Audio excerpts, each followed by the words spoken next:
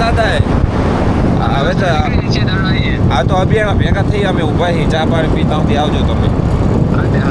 હવે અમરાપુર વટી ગયા છીએ અને રસ્તો થોડોક આવી ગયો છે એકદમ કાચો.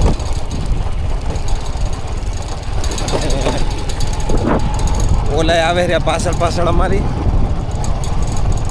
અભિયાણા તો અમે ઊભા જ નતા રહ્યા એમની વાટ જોઈને. અને હવે રણમાં એન્ટ્રી કરીએ તો એ પહેલાં વિચારીએ કે રણમાં તો એન્ટ્રી કરી તો રણમાં ઉતરવું હોય તો ભાઈઓ ભેગા હોવા જોઈએ. પછી યુદ્ધનું રણ મેદાન હોય કે ભલે આ ખારું રણ હોય. હવે હું પહેલાં તમને વસરાજ બેટની લોકેશન જણાવી દઉં, કારણ કે મેં જે ગામના નામ લીધા ઉનણી, અબિયાણા, અમરાપુર, એ તો જે અમારા પંથકના હશે એમને ખ્યાલ આવશે, પણ વિડીયો તો આખા ગુજરાતમાંથી જોતા હોય તો એમને ખ્યાલ ના આવે. તો તમે જોઈ શકો છો આ છે આપણું ભારત મહાન, એની અંદર છે આપણી ગરવી ગુજરાત, અને ગરવી ગુજરાતમાં છે કચ્છનું નાનું રણ. એ નાના રણની અંદર વસરાજ બેટ આવેલો છે, જ્યાં વાસળા દાદાનું મંદિર છે, બાજુમાં તલાવ છે, અને આ જે તમને દેખાય છે એ ગૌશાળા છે. અને વાસળા દાદાના દર્શને આવવા માટે કોઈ રસ્તો નથી, યાત્રિકોને રણ પાર કરીને જ આવવાનું હોય છે. હવે રણ ચાલુ થઈ ગયો. આ છેલ્લા બાવરિયા જોઈ લો તમે, આ છેલ્લા બાવરિયા બરોબર, અને આગળ રણ વાસળા દાદાની હા છે ના.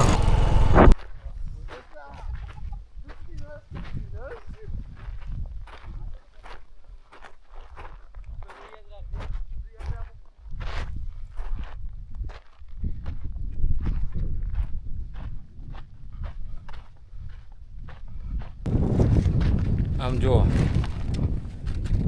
ઉમરલાયક ડોહબા છે પણ માલધારી છે ને. આમ જુઓ તમે આ રણ વચ્ચે આટલું ચડીને આવ્યા છે દર્શન કરવા.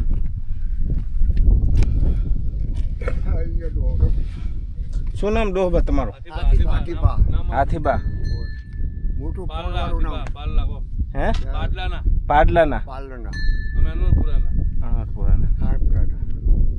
જય માતાજી. હા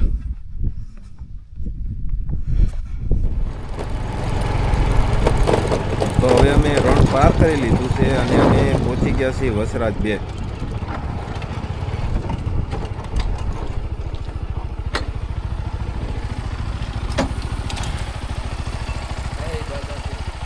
જય દાદા. તો જય માતાજી મિત્રો, જય દાદા વસરાજ. આજે અમે આવી ગયા છીએ વસરાજ દાદાના સાનિધ્યમાં. પણ વિડીયો શરૂ કરું એ પહેલાં આપ સૌ જાણતા હશો, છતાં હું વસરાજ દાદાનો ટૂંકમાં આપને ઇતિહાસ જણાવી દઉં કે કાલરીના વીર સોલંકી વાસળા દાદાના જ્યારે લગ્ન લેવાય છે અને મંગળ ફેરા ફરી રહ્યા હોય છે, ત્યારે એક વૃદ્ધ માજી ચારણના બાઈ આવી અને વસરાજ દાદાને કહે છે, પોપટ અને પારેવા તણી રાણા રમતું મેલ, હવે ખેલને ખાંડાના ખેલ, મારી વેગળ કારણ વાછડા. ત્યારે વસરાજ દાદા ફેરા અધૂરા મૂકી અને ધીંગાણે ચડે છે અને ગાયુંનું ધણ વારી અને જ્યારે પાછા આવે છે ત્યારે એ ચારણ બાઈ જોવે છે અને પછી કહે છે, ખાંડું આયું ખાખરે અને ધણ આયું ધણ શેર, પણ જેના દુજણીએ દીવા બળે એ મારી વેગળ ના આવી વાછડા. ત્યારે વસરાજ દાદા ઘોડી પાછી વાળે છે અને પાછા વેગળ ગાયની વારે ધીંગાણે ચડે છે, મસ્તક કપાય છે, ધડ ધીંગાણે રમખાણ મચાવે છે. અને વસરાજ દાદા જ્યારે વીરગતિને વરે છે, જે જગ્યા ઉપર એમનું ધડ પડ્યું છે એ જગ્યા આજે વસરાજ બેટ તરીકે ઓળખાય છે અને વાસળા દાદાનું ત્યાં મંદિર છે. વર્તમાનમાં અહીંયા મંદિરની શું સ્થિતિ છે, કેવા સેવાના કાર્ય થાય છે અને આ જગ્યાનો મહિમા શું છે, એ બધી માહિતી આપને આ વિડીયોની અંદર મળી જશે. તો બન્યા રહેજો અમારી હારે. જય માતાજી, જય દાદા વસરાજ. આવો વિડીયોને શરૂ કરીએ. અને આ વાસળા દાદાનું મંદિર છે, અત્યારે નવનિર્માણ થઈ રહ્યું છે. તો આ સ્થાનક છે વાસળા દાદાનું, જે જૂની સમાધિ છે ને અહીંયા જ છે. ઉપજાવે એવી મૂર્તિઓમાં મારે ચિતારા નથી ચિતરાવું, પણ રંગ કસુંબીનો ફૂટ્યો રુદામાં, હવે દાદ ચાચું શું સમજાવું રે કડવૈયા, મારે ઠાકોરજી નથી થાવું, કડવૈયા મારે ઠાકોરજી નથી થાવું. આપણા લોક સાહિત્યની અંદર ઈશ્વરથી પણ વધુ કવિઓએ શૂરવીરોને બિરદાવ્યા છે, ને એવા વીર શૂરવીર એટલે સોલંકી વીર વસરાજ દાદા, જેમના દર્શન કરી અને પાવન થઈએ. હવે આ કોઈ કાંઈ માન્યતા છે કે ખાલી કોઈ એમ જ ગોઠવે? કેમ કે અહીંયા છે અને અહીંયા આગળ છે, એ રીતે પથ્થર ગોઠવેલા છે, વળી અહીંયા ગોઠવેલા છે, નાના છે પાછળ મોટા મોટા છે. જો આ મોટા શ્રદ્ધાળુનું એવું છે કે આપણે જેટલા અહીંયા આગળ પથ્થર ગોઠવશું એટલું આપણું મોટું મકાન બનશે. એવું એમ? 1 માળ, આ 2 માળ ને આ 3 માળ, આવડી તમારી બિલ્ડિંગ બને એમ. બરોબર. આ તમને પથરા જેવું લાગે છે ને? આ પથરા નથી, એવું કહેવાય છે કે આ એક શ્રદ્ધાળુ આવેલા હતા અને એમને પ્રસાદ કરેલો હતો ને પ્રસાદ ઘરે લઈ ગયા હતા. એટલે વાસણા દાદાનો પ્રસાદ ઘરે નથી લઈ જવો હતો, તો એ પછી આ લાડવા હતા એ પથ્થર થઈ ગયા. અને આ ઢોલીની સમાધિ છે. સાચા મનથી આપણે અહીંયા આગળ કાન રાખીને આવડીએ તો ભરાય.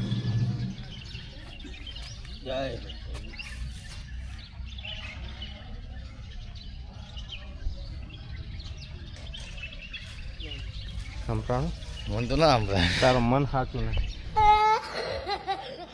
તમે ચેક કરો. નવી નહીં, જૂની. જૂની નવી એક હમણાં 2 વર્ષ પહેલાં મરી ગઈ, અને જે અંદર ગાય રહી ને એની સમાધિ અમારી ગાયે કાયમ દર્શન કરવા હતી. અમે જાતે ફાડીને હમણાં ગાય ને એટલું બી આવે અહીંયા જ ઉભો. હા, અહીંયા જ ઉભો હોય. બીજી ગાયો તો ઘણી છે, તમે જોયું હોય તો 2 થી 3 હજાર ગાયો છે.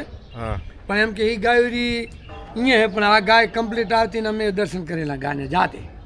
અને આ ઘોડી જે બીજી સમાધિ બીજી ઘોડીની એ ઘોડી અમે પાડેલી.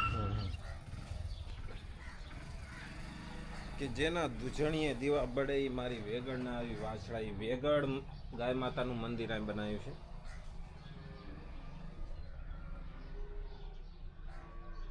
મંદિરની બહાર તમે આવો ને એટલે અહીંયા કને એક નાની દેરી છે અને અહીંયા આ જાગતી ધૂણી છે. એટલે આ હકીકતમાં જે મોતી કૂતરો કહેવાય ને એની સમાધિ છે. હાલ અહીંયા ઉપર એવું લખેલું છે કે હડકાઈ માતા, પણ એમ કહેવાય છે કે આ મોતી કૂતરાની સમાધિ છે.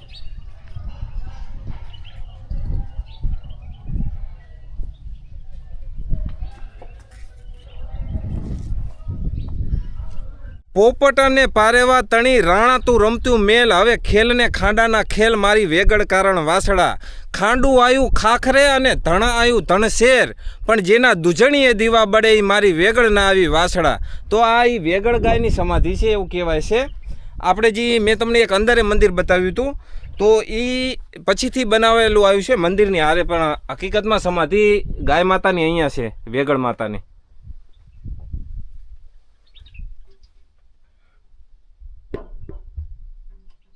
પ્રસાદ લઈ લઈ, થાળીઓ લઈ લીધી છે બધાએ, અને હવે પેટ પૂજા કરી લઈએ અમે. દાદાનો પ્રસાદ છે.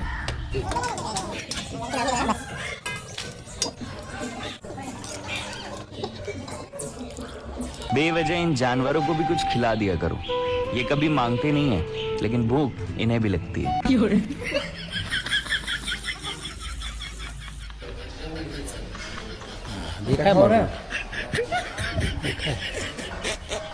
સારી ધોઈ આમ કરના, આમ ફેરવો. હવે હું દેખું છું. હા દેખાય. ચોથી પાલી પેલો 5 પીન જતો રહ્યો પાડો. અરે પાડા ખાસ કરીને બહુ ખટાશ લાગે. એકચ્યુઅલીમાં ગમે તે હોય પણ છાશ તો જોશે. આ ગૌશાળા છે,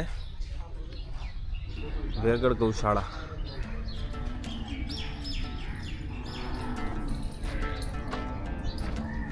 કયું ગામ? કોંટ ને?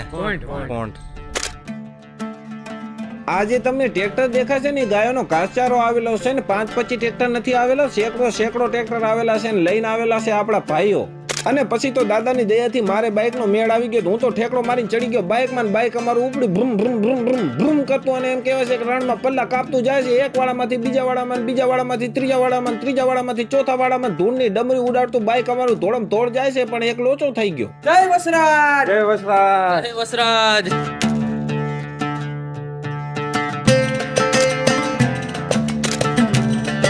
કેમ કે હું એકલો જ આવેલો છું. મારા હાથમાં છે ગોપ્રો, નથી મોબાઈલ કે નથી કેમેરો. ના તો હું ઝૂમ કરી શકું કે ના તો ક્લોઝઅપ શોટ લઈ શકું. વાઇલ્ડ એંગલ જ શોટ આવે ગોપ્રોમાં.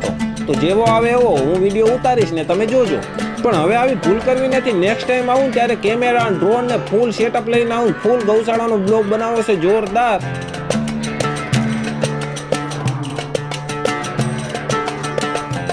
કારણ કે મને વાતચીત પછી જાણવા મળ્યું કે અહીંયા 8,000થી પણ વધારે ગૌવંશોની સેવા કરવામાં આવે છે, જેમાં ગૌ માતાઓ છે, નંદીઓ છે, નાના રેંડલા રેંડલીઓ છે. તો તમે વિચાર કરો કે અહીંયા અમારે દાદાના દર્શને આવતું ને તો રસ્તો ના હોવાથી ઘણી અમને આવવામાં અગવડ પડી છે. તો જ્યારે ચોમાસું હશે, વરસાદ પડતો હશે અને રણ ભરાઈ જતું હશે, રસ્તા બંધ થઈ જતા હશે, ત્યારે આ ગાયોનું નિવારણ કઈ રીતે થતું હશે? બધા ટ્રેક્ટર બધા કોઈન કલ્યાણપુર લીયા રતનપર. અત્યારે તો તમે જોઈ શકો છો કે ખુલ્લામાં ઘાસચારો ઘણો પડ્યો છે, પણ વરસાદ પડતો હોય તો ઘાસચારો ખુલ્લામાં તો રાખી ના શકાય. આ તો દાદાની દયા છે, દાદાનો ચમત્કાર છે અને સેવાદારોની સેવાને સલામ છે, દાતારોની દાતારીને સલામ છે. જે આયોજન કરે છે, જે મેનેજમેન્ટ કરે છે, એમને ખરેખર દિલથી ધન્યવાદ છે કે આવું રૂડું કાર્ય કરે છે, કારણ કે આ બધું કામ હેલું નથી. પણ વસરાજ દાદાનું નામ માત્ર છે ને, એ ગૌ સેવકોમાં, ગૌ રક્ષકોમાં અને ગૌ ભક્તોમાં એક ઉર્જા પૂરી પાડે છે. એમના માટે જય વસરાજ એ એક ગૌ સેવાનો મંત્ર છે. હવે અત્યારે આજે આ ટેકરા એમાં શું